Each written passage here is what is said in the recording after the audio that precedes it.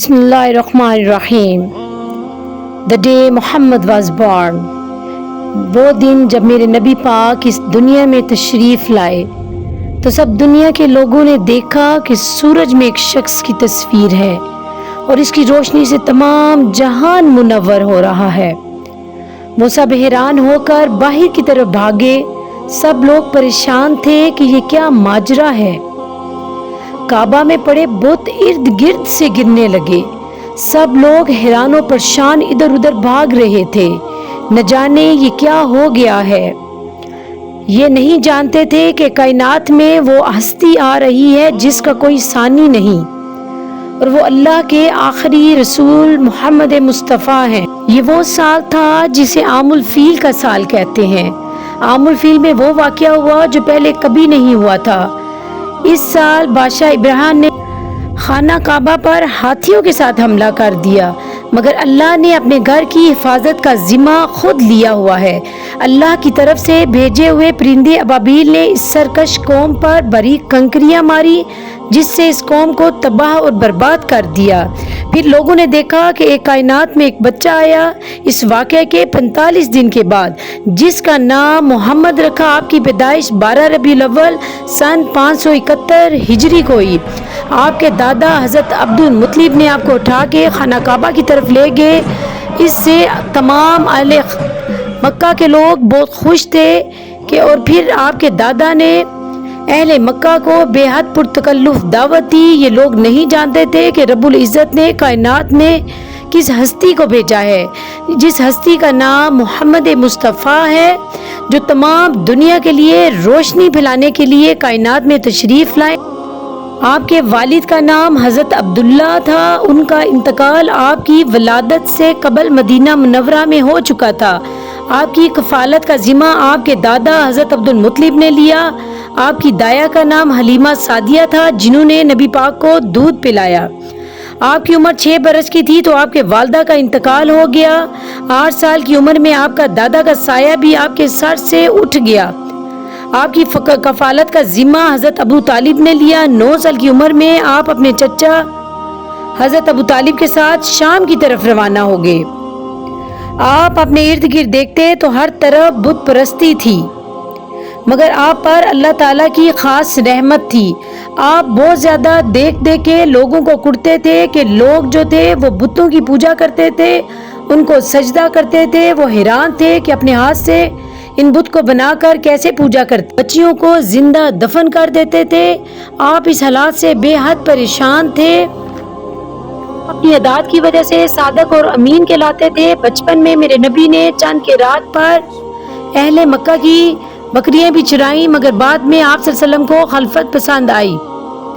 आप गारे हीरा में कई दिन इबादत में गुजार देते थे। नबूवत से पहले आप सच्चे ख्वाब देखने लगे। ख्वाब में जो देखते हू बहू वही हो जाता। हजूर पाक की सीरत तैयबा का हर पहलू निराला और उम्मत के लिए मीनारे हदायत है। आप हर वक्त गारे हीरा में इबादत में मशगूल होते। आप तिजारत पेशा थे। आप तिजारत को पसंद करते थे।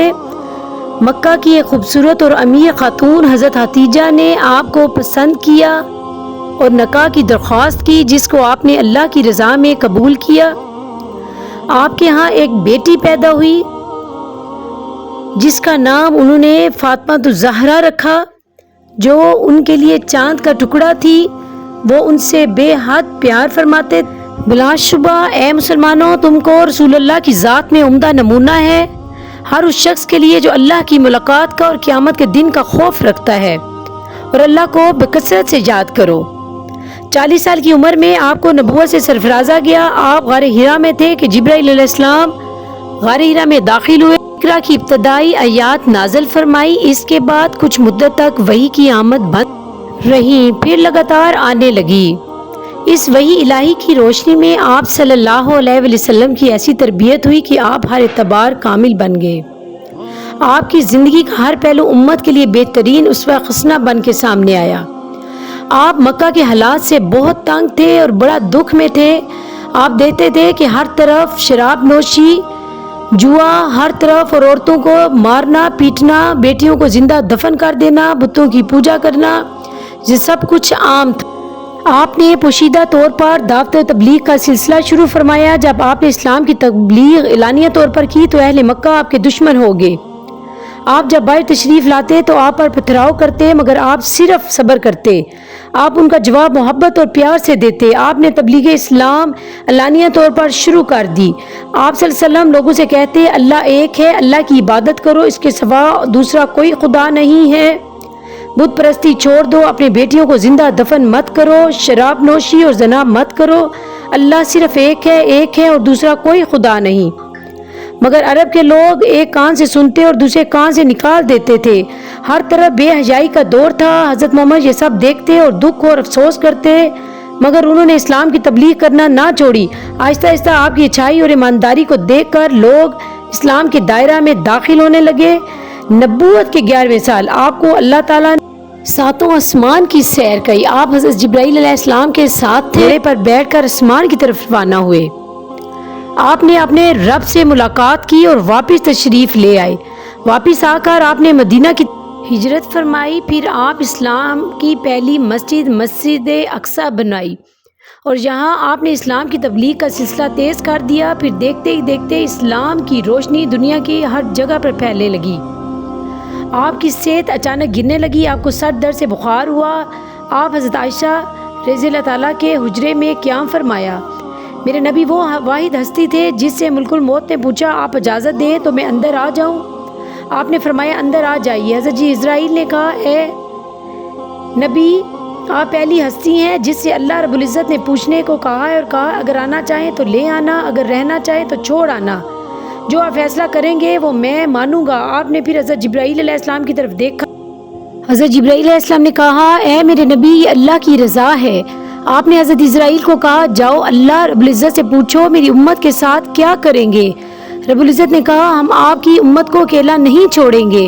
پھر اس طرح آپ نے حضرت اسرائیل کو کہا، اے اسرائیل، میں اپنے اللہ کی رضا میں راضی ہوں۔ آپ کے وصال کی خبر سن کر سب امہات المومنین اور آپ صلی اللہ علیہ وسلم کی بیٹی حضرت فاطمہ الزہرا علیہ السلام شدید غم میں چلی گئی۔ سب صحابہ کرام آپ کے جانے کے دکھ میں بہت روئے۔ سب بہن بھائی پلیز اس مہینے اپنے نبی کو درود پڑھ کے بھیجیے، جتنا پڑھ سکتے ہیں پڑھیے اور اپنے نبی پاک صلی اللہ علیہ وسلم کو ہدیہ پیش کریں۔ نادیہ کے اسلامی وظائف کو سبسکرائب کریں۔ اللہ حافظ۔